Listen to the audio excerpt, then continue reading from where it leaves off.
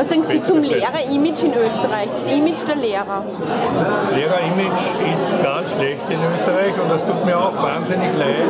Und das hängt mit vielen Faktoren zusammen, vor allem auch mit dem öffentlichen Lehrer-Bashing, das Medien betreiben, das die Politik betreibt. Und das ist ja interessant, das trifft nämlich vor allem die Ambitionierten.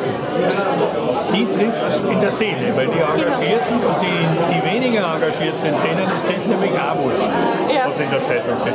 Aber das generelle Drüberfahren und die Lehrer, das ist ganz fatal. Und das richtet einen unglaublichen Schaden an den Schulen an. Schadet dem System. Ich weiß, dass in Finnland zum Beispiel die Sache ganz anders ist.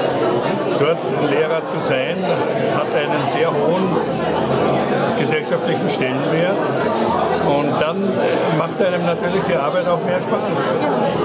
Und dadurch mehr Motivation und dadurch positive Spirale und mehr Leistung und.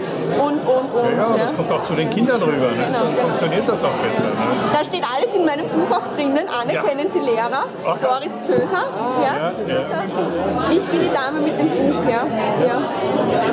Das ist eh gut, das ist ein weiteres Buch. Ne? Haben Sie auch ein Buch geschrieben?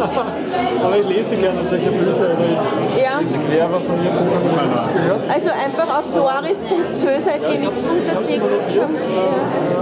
Wie glauben Sie, können wir das Lehrer-Image verbessern? Wir arbeiten selber jeden Tag daran, weil wir selber Lehrerinnen sind. Ja, leiden Sie persönlich darunter, dass das Image... Nein, ich habe trotzdem auf Standorten gearbeitet und zumindest im kleinen Bereich, dass schon der Beruf, also der Status nicht schlecht war. Aber natürlich in der Öffentlichkeit, teilweise auch in Privaten, wird man ständig angefeindet. Ja. Und das ist Ihnen egal, oder wie ist das? Ist mir nicht egal. Das ist nicht egal, aber man stumpft ab. Man stumpft ab, ja. Wie geht es Ihnen mit dem Image der Lehrer? Auch ganz schlecht. Also ich stumpfe irgendwie nicht ab. Ich finde es noch immer total emotional. Also ich werde noch immer sehr emotional und traurig eigentlich. Ja.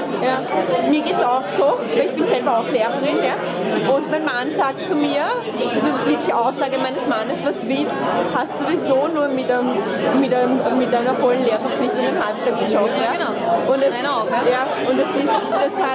ist so stark geworden, dass ich eben dann das Buch geschrieben habe, Anerkennen Sie Lehrer. Ja. Und mich jetzt für den Lehrberuf bzw. für das Image der Lehrer halt quasi in meiner Freizeit engagiere. Ja, es ist super. Das ist eine gute Idee, ja. Toll. Muss ich mal besorgen, das Buch. Ja,